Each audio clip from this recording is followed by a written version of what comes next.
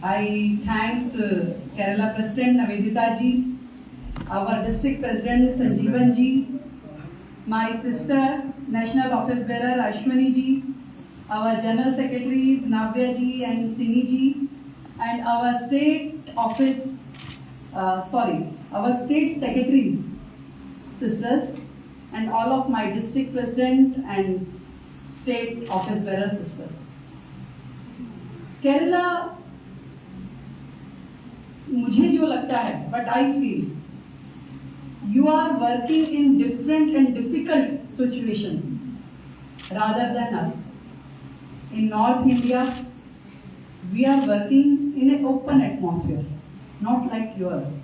एक स्टेट जहां पर ऐसी पार्टी, रूलिंग पार्टी है जिसका विजन, जिसका कल्चर एक अलग तरीके का है, जो क्रूएलिटी से इनह्यूमन बिहेवियर के साथ में काम करते हैं. We have seen lots of stories, cases from Kerala कि अदर पार्टी के वर्कर्स को किस तरीके से इनह्यूमन बिहेवियर के साथ में मार दिया गया. ऐसे ढेरों cases we have seen, lots of cases we have seen, जहां पर बीजेपी वर्कर, आरएसएस वर्कर्स जो काम कर रहे थे अपने देश के लिए, अपनी पार्टी के लिए, उन्हें क्रूएलिटी से मार दिया गया. फिर भी आज इतनी बड़ी यूनिट केरल में बीजेपी की काम कर रही है. उससे भी ज्यादा खुशी की बात इसलिए है कि आप सब वुमेन लीडर, वुमेन कार्यकर्ता जो बीजेपी के लिए काम कर रही है, इट्स रियली डेयरिंग, और this is your courage towards your party, towards nation. I really appreciate your enthusiasm towards party. I think we should care for ourselves. और खासकर जब केरल की स्थिति ऐसी हो, जब रोज अखबारों में, न्यूज़पेपर्स में हमें केसेस पढ़ने को मिलते हो, रेप के केसेस पढ़ने को मिलते हैं जहां पे there is no security of women in this state. चाहे वो केस हो डॉक्टर वंदना दास का, चाहे वो हमारी कैलीकट की आदित्य चंद्रा का केस हो या विस्मया का केस हो, जितने भी केसेस सुने जाते हैं वो सचमुच शर्मनाक है. हमें शर्म आती है कि केरल की सरकार किस तरीके से अपना मुंह बंद करके, आंखें बंद करके यहां पे राज कर रही है.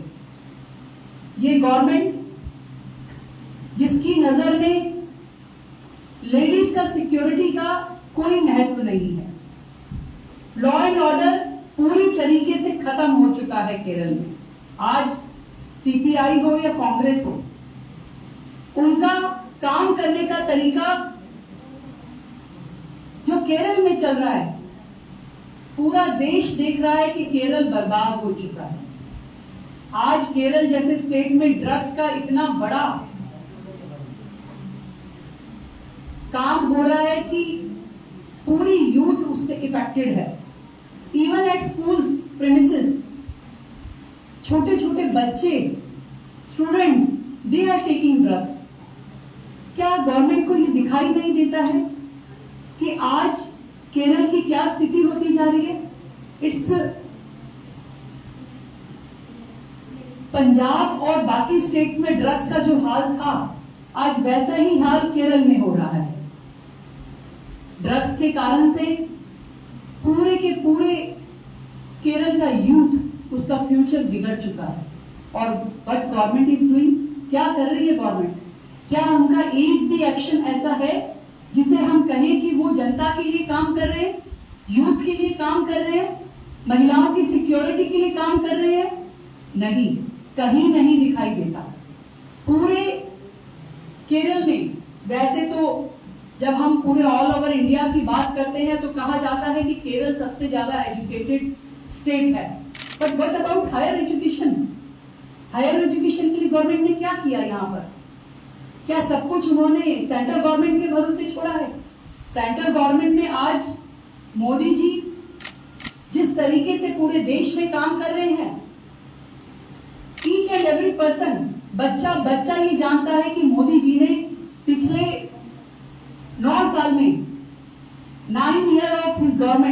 Are marvellous. जिस तरीके से उन्होंने काम किया, आज पूरे देश में, यदि before Modi government there were 75 of airports और आज 150, double of the airports are there. कितने सारे railway station, even at Kerala, आपका कालीकट रेलवे स्टेशन को डेवलप किया गया, कोची रेलवे स्टेशन को develop world class railway station बनाया जा रहा है, त्रिवेंद्रपुरम के रेलवे स्टेशन को वर्ल्ड वाइड पूरा बहुत ही सुंदर रेलवे स्टेशन वहां बनाया जा रहा है। हाईवेज की बात अगर हम करें तो पूरे देश में हाईवेज का एक बड़ा जाल, जो रोड कंस्ट्रक्शन का काम हो रहा है, जो हाईवेज बनाने का काम हो रहा है, जो जितने ओवरहेड ब्रिज बनाने का काम हो रहा है, वो अपने आप में इससे पहले की किसी भी गवर्नमेंट ने नहीं किया है। आज जितने मेडिकल कॉलेजेस, आईटी कॉलेजेस खोले जा रहे हैं, उसकी नंबर यदि हम देखते हैं तो आज तक की गवर्नमेंट्स ने जितना काम नहीं किया हुआ in the age of 70 years of our freedom, हमारी सरकार ने, मोदी जी गवर्नमेंट ने 9 इयर्स में उससे 10 टाइम बेटर एजुकेशन की फील्ड में काम किया है।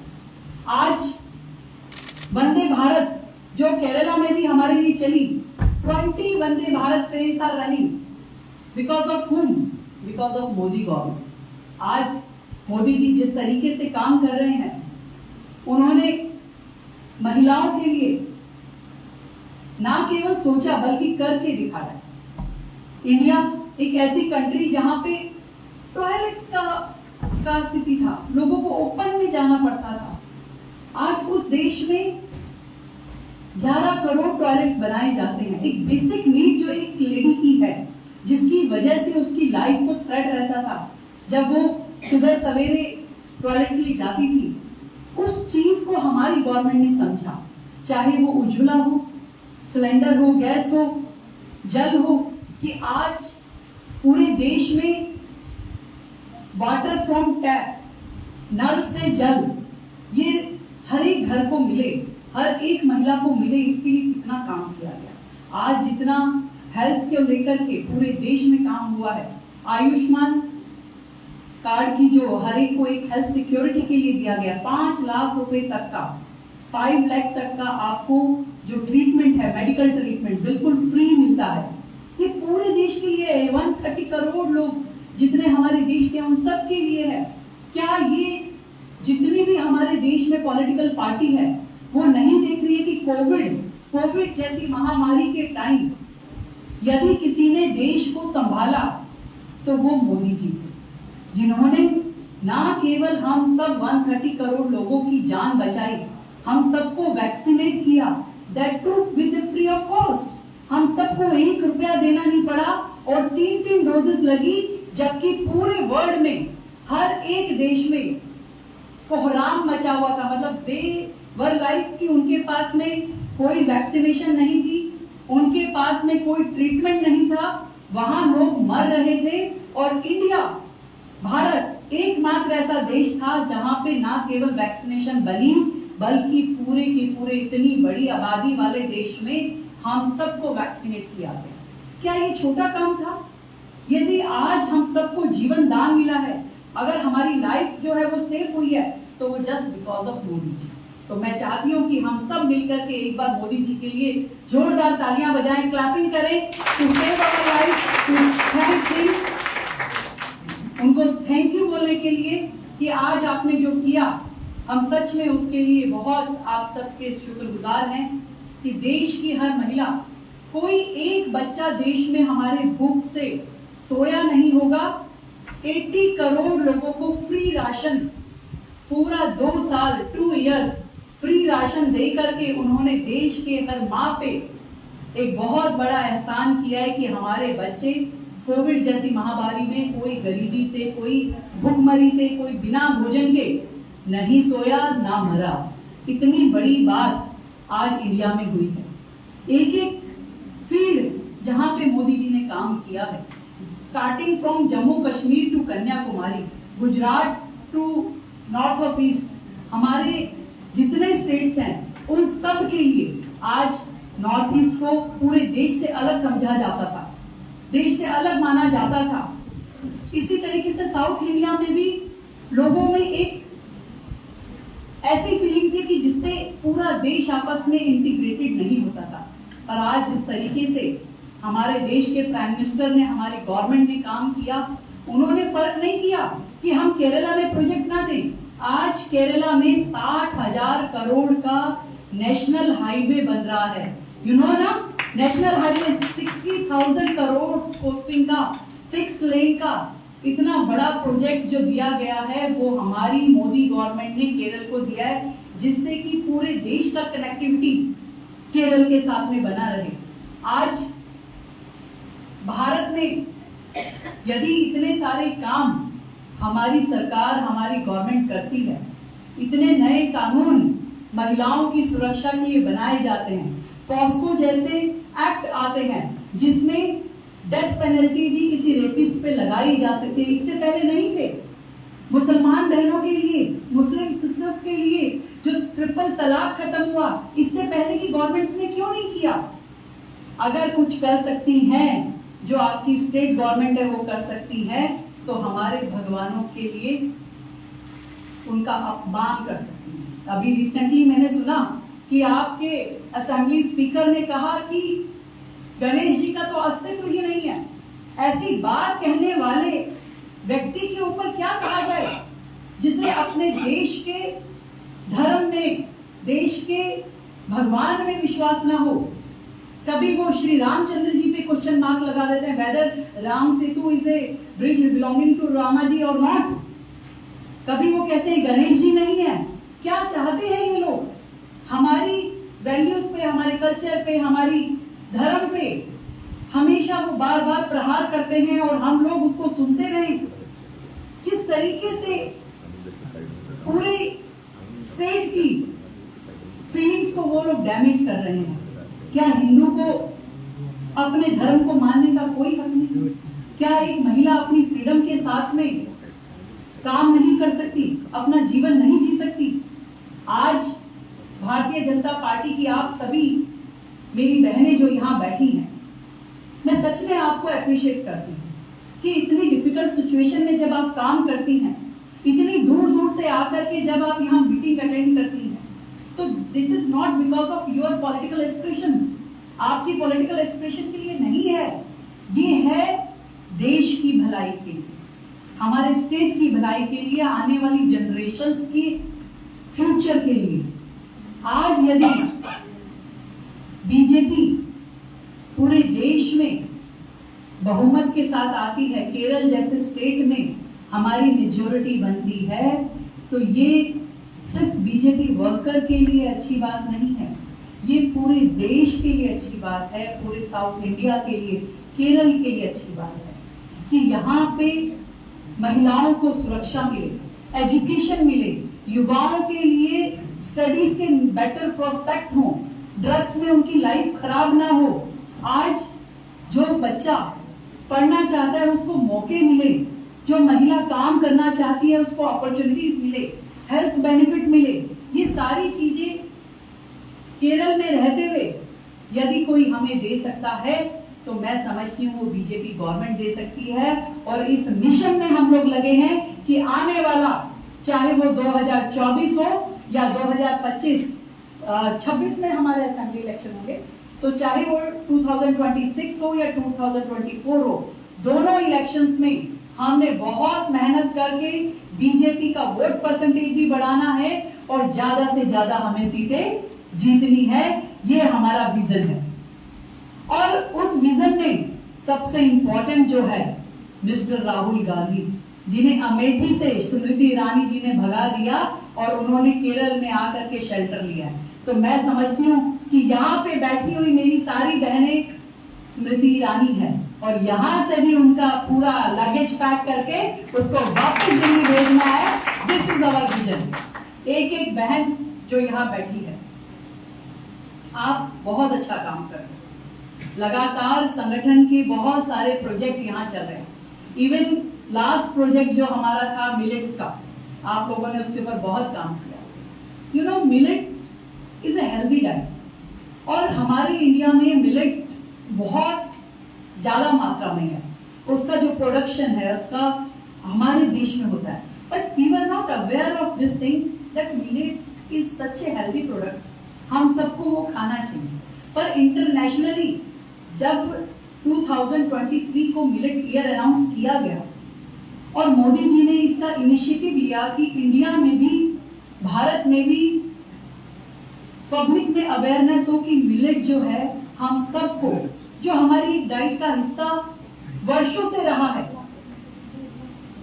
और उसे हम इंटेंशनली अपनी डाइट का हिस्सा बनाएं और हर घर में मिलेट का यूजेस बढ़े। इसके लिए हमने पूरे महिला मोर्चा ने देश भर में मिलेट मंथ, जुलाई को मिलेट मंथ के तरीके से सेलिब्रेट किया। I am happy that Kerala has done lots of program over here, और मिलेट का जो लेकर के पीएम मोदी जी का विजन है मिलेट को लेकर के, उस विजन के लिए हम काम करेंगे और मिलेट को पूरे केरला में और अच्छे से स्प्रेड करेंगे, अवेयरनेस प्रोग्राम्स करेंगे, लोगों को जागरूक करेंगे ताकि मिलेट का उपयोग और ज्यादा बढ़े। Sisters, Vanathi ji, our national president, also given some of the new program for you people. मैं नवेदिता जी को बताना चाहूंगी कि for the roadmap of 2024, we have to do lots of programs.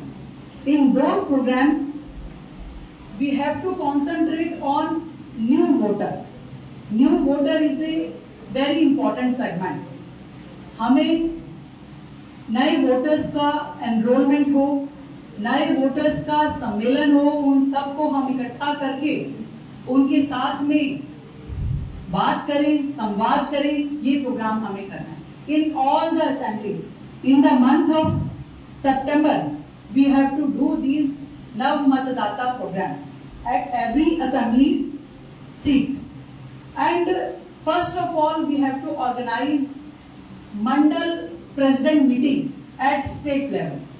All the Mandal President, you can do one program in the state or organize two programs so that बहनों को बहुत ज्यादा travel ना करना पड़े।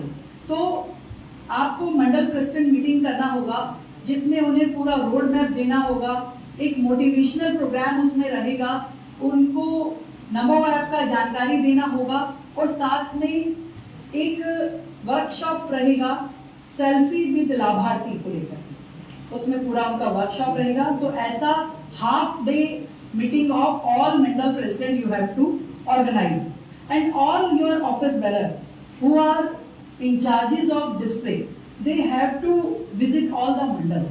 उन्हें प्रवास करना होगा सारे अपने डिस्ट्रिक्ट का जहाँ के वो इंचार्ज हैं और सभी मंडलों में नीचे तक जाकर के आपको कार्यकर्ताओं से बात करनी है, उनकी क्या परेशानियां हैं, उनकी क्या दिक्कतें हैं, कैसे वहां पर वर्किंग एटमॉस्फेयर को और अच्छा बनाया जा सकता है। When ordinary woman is not safe in the Kerala, तो हमारी महिला, हमारी कार्यकर्ता की सुरक्षा का ध्यान भी हमें रखना है। तो उनके साथ में आपका कम्युनिकेशन, उनके साथ में आपका कोऑर्डिनेशन बहुत अच्छा होना चाहिए ताकि उन्हें कोई भी परेशानी हो तो तुरंत आप तक बात पहुंचे और कहीं पे भी वुमेन सिक्योरिटी का कोई भी इशू, कहीं दूर दराज के विलेज में हो, किसी सिटी में हो, कहीं पे भी हो, वो आपकी जानकारी में आना चाहिए। मैं हैरान हूं, I am really shocked at the case of 5-year-old girl जिसे ब्रूटली रेप करके मार दिया गया। उसका डेड बॉडी को बोरे में बंद करके फेंक दिया और आपकी स्टेट गवर्नमेंट को, आपकी पुलिस को ये भी नहीं पता कि उनके रिकॉर्ड में वो बच्ची थी या नहीं थी। ऐसा स्टेट जो माइग्रेंट्स का कोई रिकॉर्ड नहीं रखता है, उन्हें कोई सिक्योरिटी नहीं देता है, यहाँ आकर के कोई भी हादसा होता है तो उन्हें कोई रिलीफ नहीं मिलता है। उनकी सिस्टर्स, ये लड़ाई हमें ही लड़नी पड़ेगी। आज तक फ्रीडम फाइटर्स की बात आती है तो नॉर्थ इंडियन फ्रीडम फाइटर्स की बात ज्यादा आती है। सबसे पहला नाम यदि हम लेडीज में बात करते हैं तो हम रानी झांसी लक्ष्मीबाई जी का नाम है। पर जब मैं वुमेन फ्रीडम फाइटर्स पे वर्क कर रही थी तो मैंने देखा कि साउथ में हमारी कितनी सारी फ्रीडम फाइटर थी जिन्होंने देश की आजादी के लिए काम किया, और जो कहीं पे भी झांसी की रानी लक्ष्मीबाई जी से कम नहीं थी। तो आज वही फ्रीडम फाइटर मुझे आप सब में दिखाई देती है। I am seeing those freedom fighter in you, क्योंकि हमें आजाद होना है ऐसी करप्ट गवर्नमेंट से, ऐसी इनह्यूमन स्टेट गवर्नमेंट से जिनका कोई भी काम लोगों के वेलफेयर के लिए नहीं होता है। They are totally working for their self. उन्हें अपना घर भरना है, उन्हें अपना पेट भरना है, अपनी पार्टी के लोगों को बेनिफिट देना है। पर एक सिंपल वुमेन क्या चाहती है, एक रेजिडेंट क्या चाहता है, एक स्टेट का नागरिक क्या चाहता है, उससे उन्हें कोई मतलब नहीं। तो अब एक मुहिम शुरू होगी, एक नया मूवमेंट शुरू होगा जिसमें हम सब लोग मिलकर के इस गवर्नमेंट के खिलाफ पूरा एक एजुकेशन शुरू करें। जो गवर्नमेंट महिला के लिए, हमारे बच्चों के लिए, उनके फ्यूचर के लिए, यहां तक कि हमारे भगवानों के लिए भी गलत कर सकती है, उसमें हमें कोई विश्वास नहीं। हम सब मिलकर के काम करेंगे। हम लोग सभी शक्ति केंद्रों पे लाभार्थी सम्मेलन करेंगे। वो लोग जिन्हें हमारी गवर्नमेंट के बेनिफिट मिले हैं, उन सबका शक्ति केंद्र पर मीटिंग रहेगी, उनके सम्मेलन रहेंगे। हम सब लोग मिलकर के उनके लिए काम करेंगे।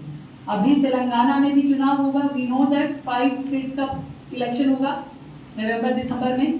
तो हमारे यहाँ से भी तेलंगाना के लिए एक टीम मैं चाहती हूँ निवेदिता जी निकले और मिल करके, क्योंकि पूरे देश में इस लड़ाई को हमें जारी रखना है।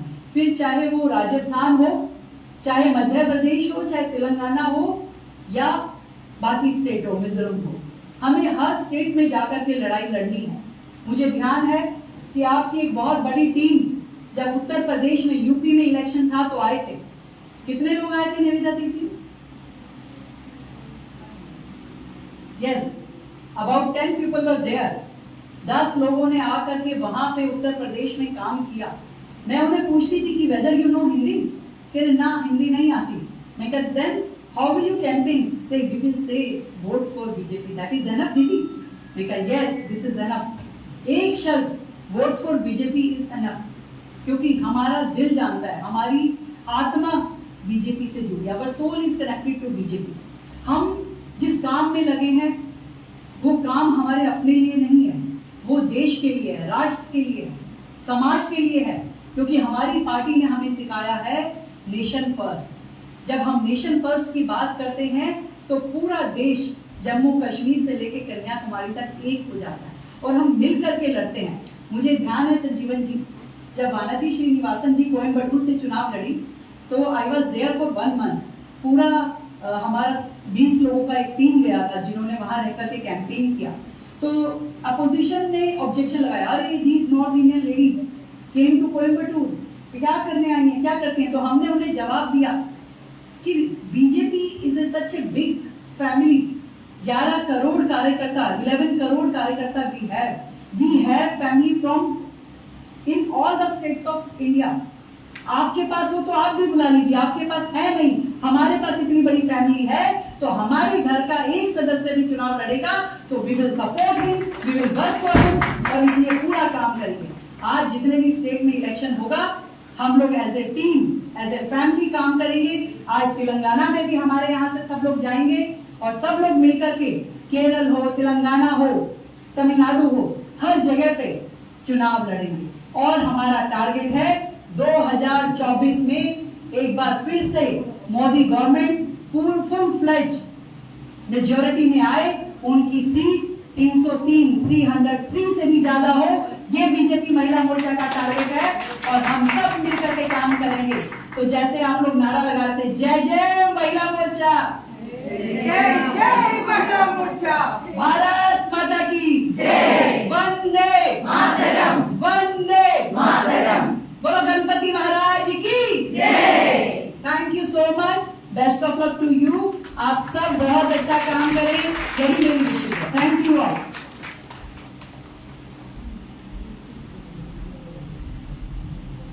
Thank you so much Rekhaji. ആശംസ പ്രസംഗത്തിനായി ഭാരതീയ ജനതാ പാർട്ടിയുടെ കോഴിക്കോട് ജില്ലാ president Shri V K Sajeevan അവർകളെ സ്വാഗതം ക്ഷണിച്ചു.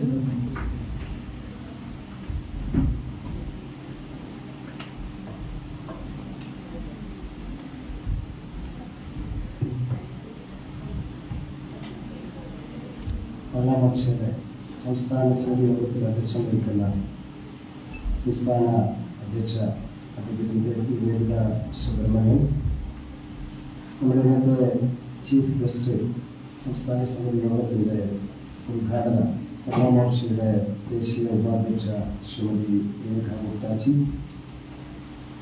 മറ്റ് വേദിയിലെ മഹിളാമോർച്ച നേതാക്കളെ, ഇവിടെ സന്നിഹിതരായിരിക്കുന്ന സഹോദരന്മാരെ എല്ലാവർക്കും നമസ്കാരം. ഇന്ന് ഇവിടെ ഇന്നലെ മുതൽ പ്ലാൻ ചെയ്ത് വളരെ ബുദ്ധിമുട്ടിയാണ് മഹിളാമോർച്ചയുടെ നേതാക്കന്മാർ എത്തിയിരിക്കുന്നതെന്ന് എനിക്കറിയാം. പലരും പറഞ്ഞു എറണാകുളത്താണെങ്കിൽ ഞങ്ങൾ രണ്ട് ഭാഗത്തു നിന്നും രാവിലെ പുറത്തോട്ട് എത്താമായിരുന്നു. എനിക്ക് തോന്നുന്നു കഴിഞ്ഞ തവണയും കണ്ണൂരാണ് സംസ്ഥാന സമിതി യോഗം ചേർന്നിട്ടുള്ളത്. ഏതായാലും വളരെ കഷ്ടപ്പെട്ട് ബുദ്ധിമുട്ടി നമ്മുടെ മഹിളാ മോർച്ചയുടെ യോഗത്തിലെത്തിയിരിക്കുന്ന എല്ലാ മഹിളാ നേതാക്കളെയും ഈ സാമൂഹിക മണ്ണിലേക്ക് ഒരിക്കൽ കൂടി സ്വാഗതം ചെയ്യുന്നു. അധ്യക്ഷ പ്രസംഗത്തില് വളരെ വലിയ കാര്യങ്ങൾ തീരുമാനിക്കാൻ വേണ്ടിയിട്ടാണ് ഞങ്ങളെല്ലാവരും കൂടെ ഒരുമിച്ച് ചേർന്നത് എന്ന് ഞാൻ മനസ്സിലാക്കുന്നു. Come together, think together, work together എന്നാണ് നമ്മുടെ മുദ്രാവാക്യം. സ്വാഭാവികമായിട്ട് നമ്മുടെ സമൂഹത്തിൽ ഇന്ന് അരങ്ങേറിക്കൊണ്ടിരിക്കുന്ന കാര്യങ്ങളിൽ മുൻപന്തിയിൽ നിന്നുകൊണ്ട് ഇവിടെ നിങ്ങളിപ്പോ വന്നതുപോലെ അല്ല കേട്ടോ, വന്നെല്ലാവരും ബാക്കിലേക്കാ പോയി. ഞാൻ അഞ്ജലിയോട് രണ്ടു തവണ പറഞ്ഞു, ഈ വരുന്നവരോട് ആദ്യം മുന്നിൽ ബാക്കിലെ എല്ലാ സീറ്റും ഫില്ല് ചെയ്തതിനു ശേഷമാണ് മുന്നിലേക്ക് ആളുകൾ വന്നത്.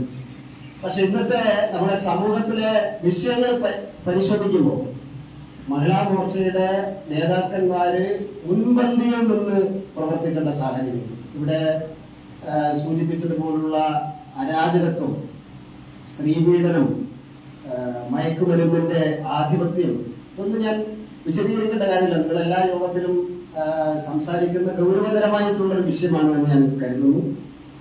തീർച്ചയായിട്ടും ഇത്തരം സാമൂഹ്യ വിപത്തുകൾക്കെതിരായിട്ടുള്ള പോരാട്ടത്തിൽ ഇന്നത്തെ ഈ മഹിളാ മോർച്ചയുടെ സംസ്ഥാന സമിതി യോഗം ആ പ്രക്ഷോഭത്തിന് നേതൃത്വം കൊടുക്കാൻ വേണ്ടിയിട്ടുള്ള പരിപാടികൾ ആവിഷ്കരിക്കുമെന്നാണ് ഞാൻ മനസ്സിലാക്കുന്നത്. നമുക്ക് ഏതായാലും അടുത്ത സെഷന്റെ സമയമായി. അതിനു മുമ്പേ ഇവിടെ രേഖാ ഗുപ്താജി സൂചിപ്പിച്ചതുപോലെയുള്ള മില്ലറ്റ്സിന്റെ ഒരു പ്രോത്സാഹനത്തിന് വേണ്ടി മഹിളാ മോർച്ചയുടെ കോഴിക്കോട് ജില്ലാ കമ്മിറ്റി കഴിഞ്ഞ ദിവസം പരിപാടി സംഘടിപ്പിച്ചിട്ടുണ്ടായിരുന്നു. അദ്ദേഹം ശ്രദ്ധപ്പെടുത്തുകയാണ്. അതോടൊപ്പം ഇവിടെ നമ്മുടെ ഒരു മില്ലറ്റ്സ് മുത്താറിയുടെ പായസം വിതരണം ചെയ്തുകൊണ്ട് അതിനൊരു പ്രോത്സാഹനം കൊടുക്കുകയാണ്. ഈ മില്ലറ്റ്സ് എന്ന് പറഞ്ഞാൽ നമ്മൾ ഈ എന്താ ചെറിയവരെന്നാണ് നമ്മൾ വിചാരിച്ചിരുന്നത്. പക്ഷേ വലിയവരെക്കാൾ പ്രാധാന്യം ഇപ്പൊ ചെറുധാന്യങ്ങൾക്കാണ്, വലിയ ഈ ചെറിയ ആളുകൾക്കാണെന്നാണ് ഇപ്പൊ പറയുന്നത്. മാത്രമല്ല നമ്മള് ലോകം നേരിടുന്ന ഗുരുതരമായിട്ടുള്ള പ്രശ്നങ്ങൾക്ക് നമ്മളാണ് ഇപ്പൊ പരിഹാരം കാണാൻ വേണ്ടി ശ്രമിക്കുന്നത്. ഭാരതമാണ്. കാരണം ഇന്ത്യയാണ് ഐക്യരാഷ്ട്രസഭയില് ഈ ചെറുധാന്യങ്ങളുടെ പ്രോത്സാഹനത്തിന് വേണ്ടി ഒരു വർഷം, ഈ 2023 അന്താരാഷ്ട്ര ചെറുധാന്യ വർഷമായിട്ട് ആചരിക്കാനുള്ള ഒരു ശുപാർശ സമർപ്പിച്ചത്. അത് അംഗീകരിച്ചുകൊണ്ടാണ് ലോകം മുഴുവൻ ഇന്ന് അത് ആഘോഷിക്കുന്നത്. തീർച്ചയായിട്ടും അതിന്റെ പ്രാധാന്യം അത് മഹിളാ മോർച്ചക്കാർക്ക് തന്നെയാണ്. കാരണം എന്താണെന്ന് വെച്ചാല് വീട്ടിലെ മഹിളകൾ തീരുമാനിക്കാതെ ആഹാര രീതി മാറ്റാൻ പറ്റുമെന്ന് എനിക്ക് തോന്നുന്നില്ല.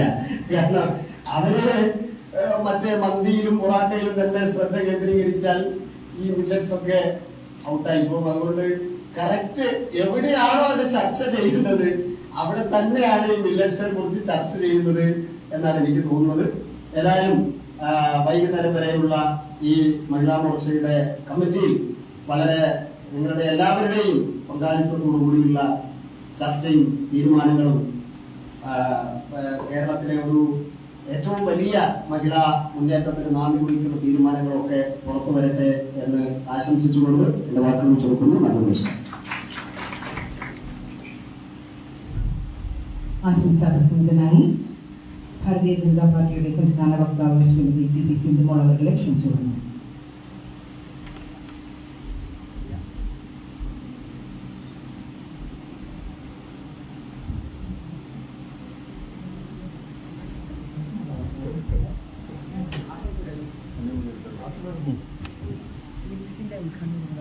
മഹിളാ മോർച്ച സംസ്ഥാന കമ്മിറ്റിയുടെ ബഹുമാനിയായ അധ്യക്ഷ, മഹിളാ മോർച്ച സംസ്ഥാന പ്രസിഡന്റ് അഡ്വക്കേറ്റ് നിവേദിത സുബ്രഹ്മണ്യൻ,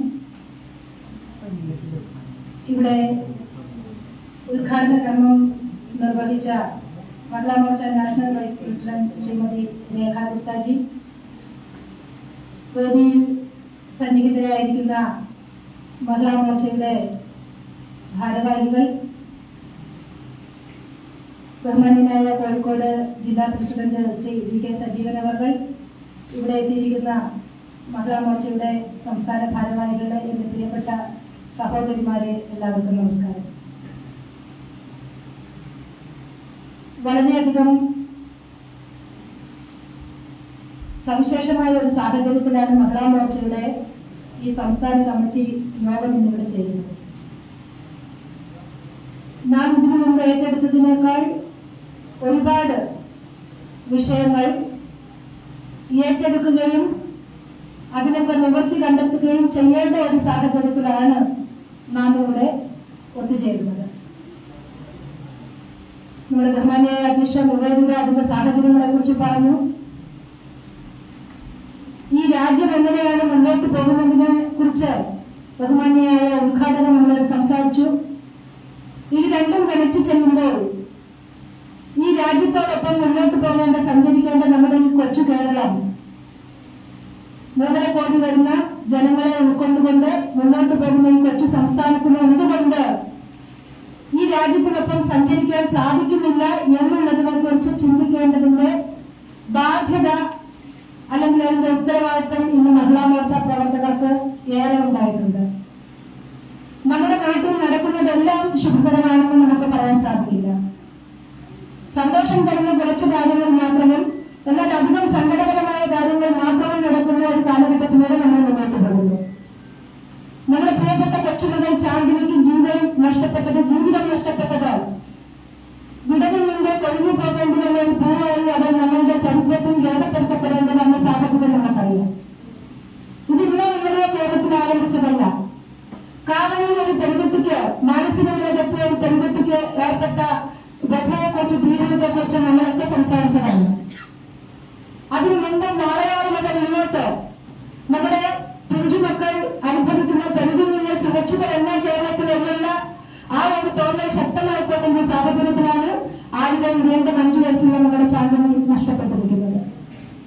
ഇതിനെല്ലാം ഇവിടുത്തെ ഗവൺമെന്റ് പറയുന്നത് കേരളത്തിലെ ആളുകൾ സാക്ഷരരാണ്, കേരളത്തിലല്ലല്ലോ, കേരളത്തിലെ ആളുകളല്ലല്ലോ, ഇത് പുറത്തുനിന്ന് തന്നെ ചെയ്യുന്നതാണ് എന്ന് പറയുന്നത് അവിടെ മൊഴിയെടുക്കാൻ നമ്മളുടെ മുന്നിൽ ഉള്ള ഉത്തമ ഉദാഹരണം വേളകാർ തന്നെയാണ്. അത് കേരളത്തിലുള്ളവർ തന്നെയായിരുന്നു. ഈ ഭരണത്തിന്റെ തലവിൽ തന്നെ ജീവിച്ചവരായിരുന്നു. ഇവിടെ സംഭവിക്കുന്നതെല്ലാം സ്ത്രീപീഡനങ്ങളുടെ പിറകിലായാലും ഇത്തരം കാര്യങ്ങളിലായാലും അതൊക്കെ ഈ ഭരണത്തിന്റെ തലവിൽ നിന്നുകൊണ്ടാണ് എന്നുള്ളത് തുറന്നു കാണിക്കുവാൻ മഹിളാ മോർച്ചയ്ക്ക് സാധിക്കും. അതിന് ചെറിയ സമരങ്ങൾ പോരാ, ചെറിയ പ്രതിഷേധങ്ങൾ പോരാ. സമരങ്ങൾക്കൊപ്പം നമ്മൾ ഏറ്റെടുക്കേണ്ടത് ഉത്തരവാദിത്തപരമായി നമുക്ക് ചെയ്യാനുള്ള സന്ദേശങ്ങൾ എത്തിക്കാനുള്ള മറ്റൊരുപാട് കാര്യങ്ങൾ സഹോദരന്മാർ, അമ്മമാർ, സ്ത്രീകൾ എന്നുള്ള രീതിയിൽ നമ്മൾ ഏറ്റെടുക്കേണ്ടതുണ്ട്. അതിലേക്ക് നമ്മൾ എത്തണം. 214 കൊലപാതകങ്ങളാണ്, കുട്ടികളുടെ കൊലപാതകങ്ങൾ